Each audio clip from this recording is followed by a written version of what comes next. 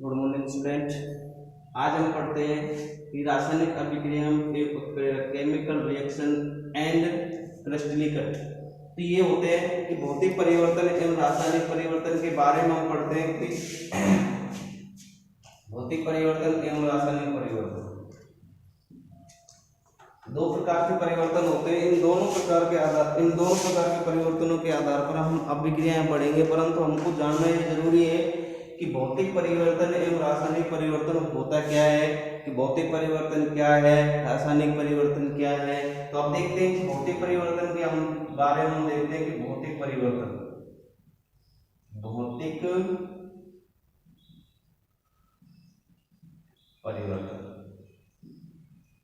ठीक है कि भौतिक परिवर्तन क्या होता है। भौतिक परिवर्तन के बारे में हम देखते हैं भौतिक परिवर्तन के कौन कौन से गुण होते हैं, भौतिक परिवर्तन क्या होता है, कि इसके बारे में हम देखते हैं कि भौतिक परिवर्तन क्या है क्या नहीं है। तो देखिए, पदार्थ में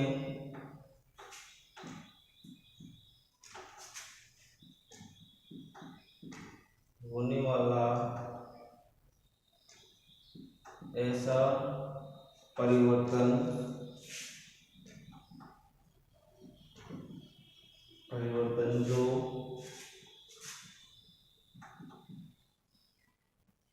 जो पदार्थ की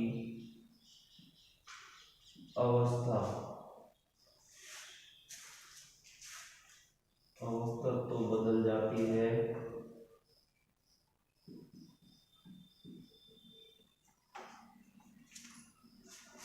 परंतु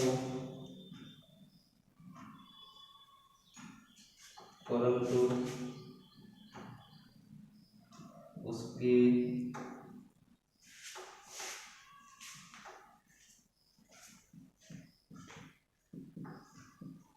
रासायनिक गुणों में कोई परिवर्तन नहीं होता है। भौतिक परिवर्तन कहलाता है।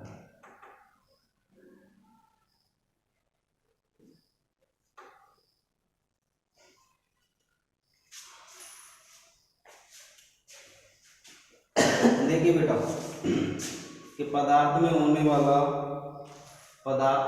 वाला ऐसा परिवर्तन जिसमें पदार्थ की अवस्था बदल जाती है। पदार्थ की क्या बदल जाती है? अवस्था बदल जाती है, परंतु उसके रासायनिक गुणों में या रासायनिक संगठनों में कोई परिवर्तन नहीं होता है।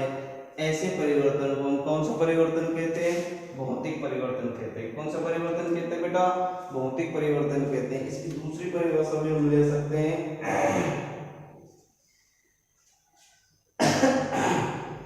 ऐसा परिवर्तन जिसमें पदार्थ के रासायनिक संगठन बदल जाते हैं और नए पदार्थ का निर्माण नहीं होता है।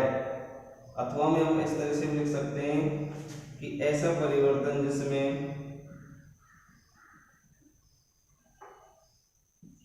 पदार्थ का रासायनिक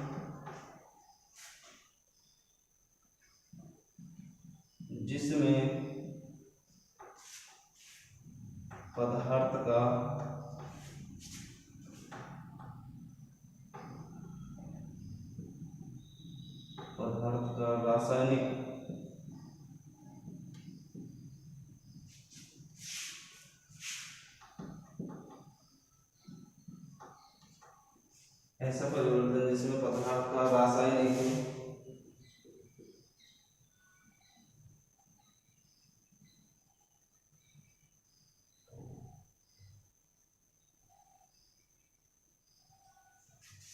रासायनिक संगठन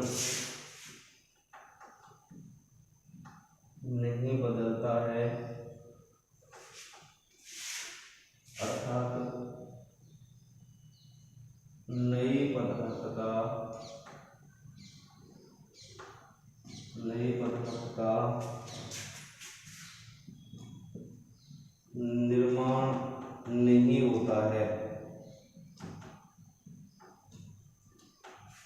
भौतिक परिवर्तन कहलाता है।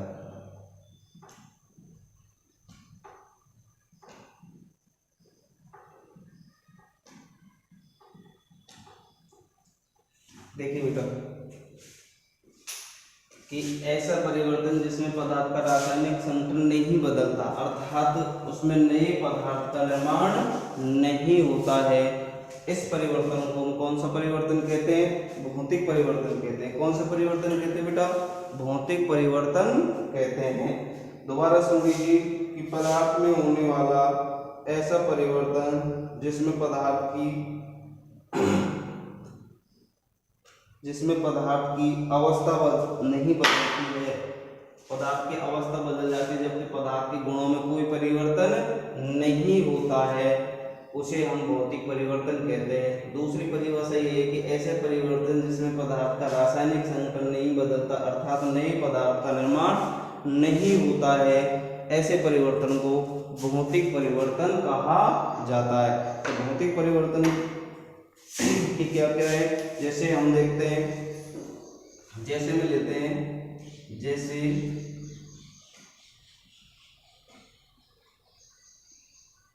बर्फ इक्वल टू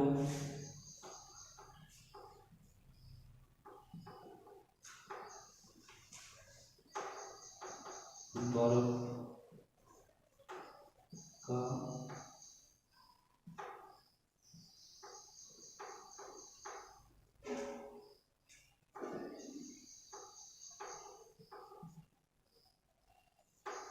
बर्फ का पिघलना, नंबर एक उदाहरण। दूसरा उदाहरण है हमारे पास में इसका कांच का टूटना। तीसरा उदाहरण है इसका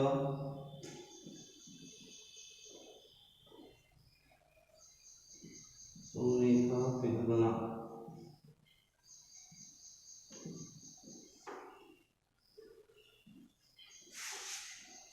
चौथा उदाहरण है इसका मोम का पिघलना।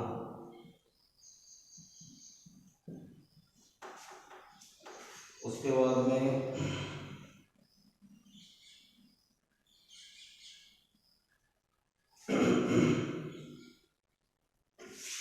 ये होते हैं उसके उदाहरण, ठीक है। बर्फ का पिघलना, कांच का टूटना, सोने का पिघलना, मोम का पिघलना। तो आपने देखा है कि चार उदाहरण है आपके पास में। इन चारों उदाहरणों में आपने देखा है कि पदार्थ की अवस्था बदल जाती है बेटा। किसकी अवस्था बदल जाती है? पदार्थ की अवस्था बदलती है इसमें। किसकी? पदार्थ की अवस्था। जैसे बर्फ का पिघलना होता है, जब हम बर्फ लेते हैं तो बर्फ की अवस्था कैसी होती है? ठोस होती है, आयताकार भी होती है। कैसी भी बर्फ हम किसी पात्र में जमाते हैं, उस पात्र में वो जम जाती है और उसका आकार ले लेती है, परंतु इसकी अवस्था कैसी होती है? ठोस होती है। किसकी? बर्फ की अवस्था जैसी होती है वो ठोस होती है। उस ठोस अवस्था के कारण उसकी अवस्था होती है। जब इसको हम बाहर रखते हैं, बाहर रखने के बाद में इसको जब किसी गर्म स्थान पर या खुली हवा में रखते हैं तो ये जल में बदल जाते हैं। किस में बदल जाते हैं? जल। अर्थात जल क्या है? एक लिक्विड है।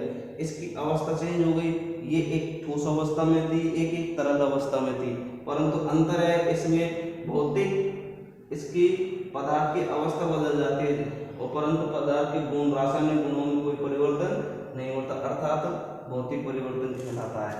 उसके रासायनिक गुणों में कोई परिवर्तन नहीं होता।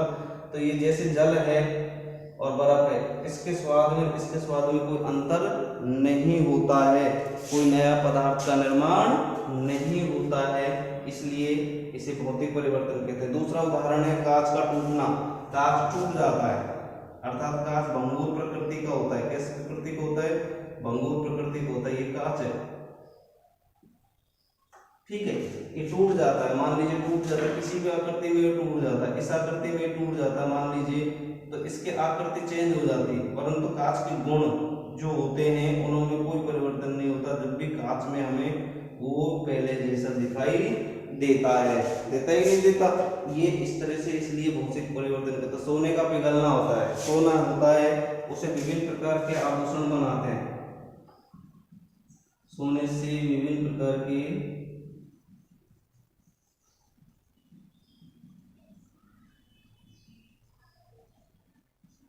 आभूषण बनाए जाते हैं। आभूषण बनाए जाते हैं सोने से विभिन्न प्रकार के आभूषण बनाए जाते हैं। जब सोने को नीचे से निकाल कर जाता है तो वो ईंटों के रूप में होता है, जिसे पिघलाया जाता है। पिघलने पर जो पिघलता है तो पिघलने पर वो द्रव अवस्था में बदल जाता है। द्रव अवस्था में बदलने के कारण उसकी अवस्था चेंज हो जाती है। अवस्था चेंज होने के कारण बेटा, वो अवस्था चेंज होने के कारण उसे विभिन्न प्रकार के सांचों में ढालकर विभिन्न प्रकार की आकृति देकर आभूषण बनाए जाते हैं। परंतु सोने के गुण क्या है, उसे विभिन्न प्रकार के पिघलाकर विभिन्न प्रकार के सांचों में डालकर विभिन्न प्रकार के आभूषण बनाने के कारण तब भी वो आभूषण के रूप में उपयोग में लिया जाता है। इसलिए कौन सा परिवर्तन कहलाता है, भौतिक परिवर्तन कहलाता है। कौन सा परिवर्तन कहलाता है, भौतिक परिवर्तन। उसी प्रकार मोम में मोम को पिघलाकर हम विभिन्न प्रकार की आकृतियां बना सकते हैं। वो लिक्विड अवस्था में हो जाता है, लिक्विड अवस्था में होने के साथ साथ वो द्रव ठोस अवस्था में भी आ जाता है। इसलिए सोने का पिघलना भी कौन सा परिवर्तन कहलाता है बेटा, भौतिक परिवर्तन कहलाता है। कौन सा परिवर्तन कहलाता है, भौतिक परिवर्तन कहलाता है। तो आपको समझ में आ गया होगा कि भौतिक परिवर्तन क्या होता है। दूसरा उदाहरण लेते हैं हम भौतिक परिवर्तन के में।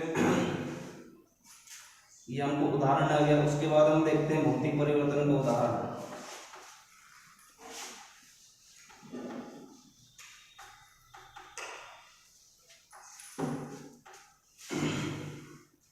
देखिए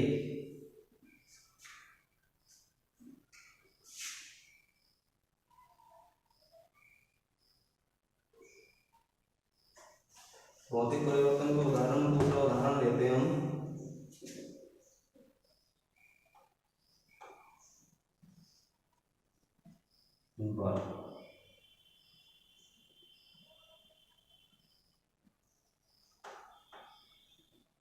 जब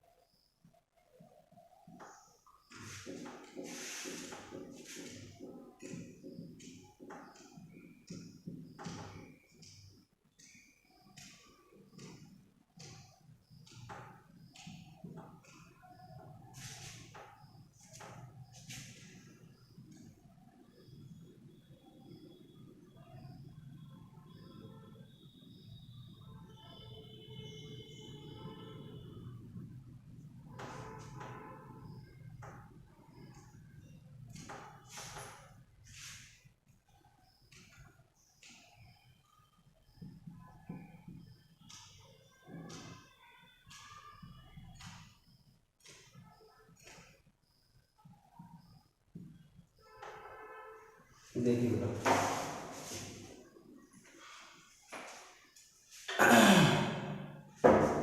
ये है बर्फ। बर्फ को हम गर्म ठंडा करेंगे तो ठंडा करने पर कौन सी अवस्था में आ जाती है, ठोस अवस्था में आ जाती है। जैसे बर्फ है, ये बर्फ है, ये दो तरह से इसमें ये है, इसको ठंडा करेंगे करने पर, इसको हम ठंडा करेंगे तो ठंडा करने पर वो जल होता है वो ठोस अवस्था में आ जाता है। H2O होता है वो किस अवस्था में आ जाता है, ठोस अवस्था में। इसे हम यदि गर्म करेंगे तो किस में बदल जाता है, वो जल में बदल जाता है। किस में बदल जाता है, जल में बदल जाता है। तो हम जल को ठंडा करेंगे तो ठोस अवस्था में आ जाता है, जल को हम गर्म करेंगे तो द्रव अवस्था में आ जाता है। तो दूसरी अवस्था ये होगी। उसके बाद में हम जल को गर्म करेंगे तो वाष्प में बदल जाता है। किस में बदल जाता है, वाष्प में बदल जाता है। वाष्प को हम ठंडा करेंगे, संघनन करेंगे। क्या करेंगे, संघनन करेंगे तो द्रव अवस्था में आ जाता है। संघनन करने पर कौन सी अवस्था में आ जाता है, द्रव अवस्था में आ जाता है। अब ये तीनों अवस्थाएं हैं हमारे पास में, बर्फ है, जल है और वाष्प है। ये तीनों अवस्थाएं आ जाती हैं। तो इन तीनों अवस्था में हम बदल सकते हैं इनको। तीनों अवस्था में हम जल को बदल सकते हैं, परंतु इसके गुणों में कोई अंतर नहीं कर सकते। हमने जल को ठंडा किया तो बर्फ में बदल गया, उसको उस बर्फ को हमने गर्म किया तो जल में बदल गया। इन दोनों के गुणों में कोई अंतर नहीं होता। ये बर्फ से कोई नया पदार्थ बनता है या खट्टा मीठा, ऐसा नहीं है। जैसे बर्फ का गुण है वैसे ही जल का है। इसको और गर्म करेंगे तो भाप बदल जाएगी, भाप को पुनः ठंडा करेंगे तो जल में बदल जाएगी, तब भी उसका कोई गुणों में अंतर नहीं होता। अर्थात कहने का मतलब ये होता है कि भौतिक परिवर्तन में पदार्थ की अवस्था को बदल सकते हैं, जबकि पदार्थ के गुणों में कोई परिवर्तन नहीं होता। इस प्रकार के परिवर्तन को हम भौतिक परिवर्तन कहते हैं। कौन सा परिवर्तन कहते हैं? भौतिक परिवर्तन कहते हैं। तो भौतिक परिवर्तन इस प्रकार होता है कि पदार्थ की अवस्था नहीं बदलती, जबकि पदार्थ के गुणों में कोई अंतर, पदार्थ की अवस्था बदल जाती है जबकि पदार्थ के गुणों में कोई अंतर नहीं आता। इस प्रकार के परिवर्तन को भौतिक परिवर्तन कहते हैं। अब आ जाते हैं भौतिक परिवर्तन की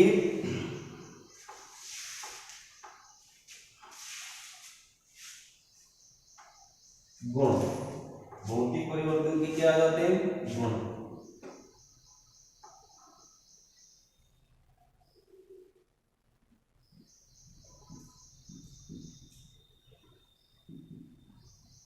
भौतिक परिवर्तन के गुण देखिए कि भौतिक परिवर्तन के कौन कौन से गुण होते हैं। नंबर 1 है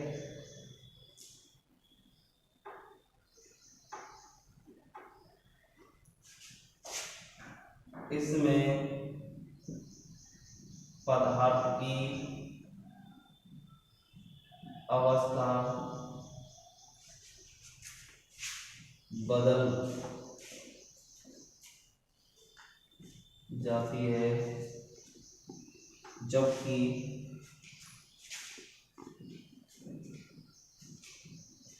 उसके गुणों में कोई परिवर्तन नहीं होता है।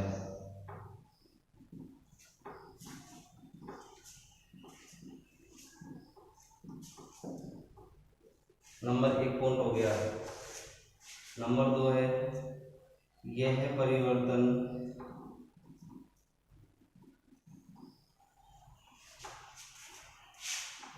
अस्थायी होता है।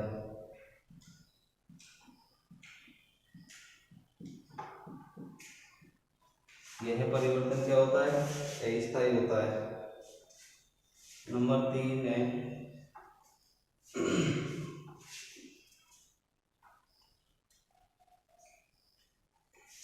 नंबर 3 अवस्था है इसकी, इस परिवर्तन में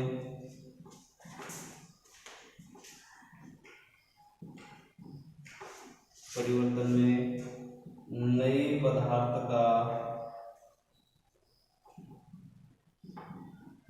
निर्माण नहीं होता है। एक और लिख लो इसको, एक परिवर्तन एक और है, यह परिवर्तन उत्क्रमित होता है। यह परिवर्तन उत्क्रमित होता है। ये गुण है बेटा, 4 गुण है इसके भौतिक परिवर्तन के। कौन कौन से गुण हैं?